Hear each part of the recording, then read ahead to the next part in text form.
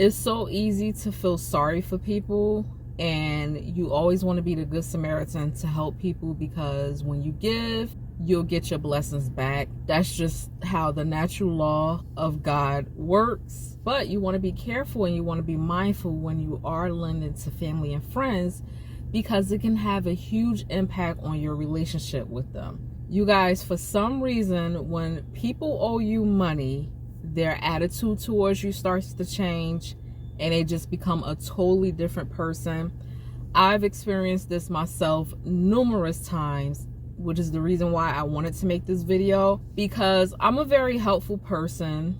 And it was really hard for me to understand. I'm like, okay, but if I see a family member or a friend in distress, I feel like I should help them. But here's like some red flags you want to look out for when people ask to borrow money from you, whether it's family or friends, or if you're dating someone who is becoming financially abusive. They'll usually come up with the story that they either spoke to other people that you guys know mutually, whether it's mutual friends or family members, and those people wouldn't help them.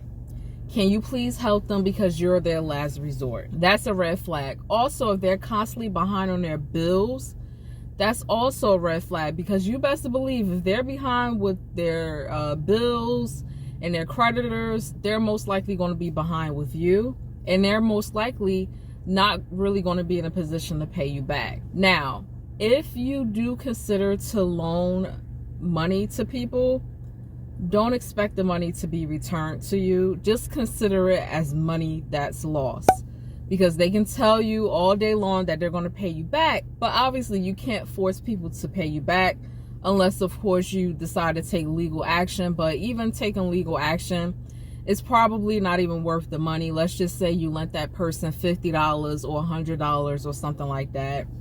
It's probably not even worth it taking them to court, so then you have to write that off as a loss.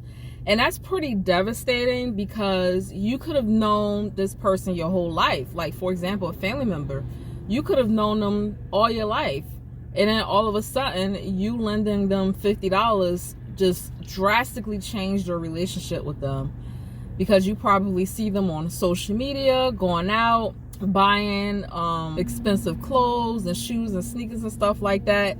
It can really make you upset, and it's unnecessary anxiety, unnecessary drama that you don't need in your life, which is why it's best to not lend these people money in the first place. Now, with that being said, if you feel like you want to help certain family members, like, oh, you know, I help my mom on a monthly basis, or I help my grandparents, or I give money to my dad every other week or something like that, set that up in your budget, if you will. Like, set that up as a part of an expense that you're going to have every time you get paid, or once a month, or whatever the case may be. You really need to take control over your finances, because it's so easy for somebody to derail you from your financial goals, to constantly be calling you saying that they're behind on their bills and they really need help, and they kind of just create this sad story that always gets you, and next thing you know,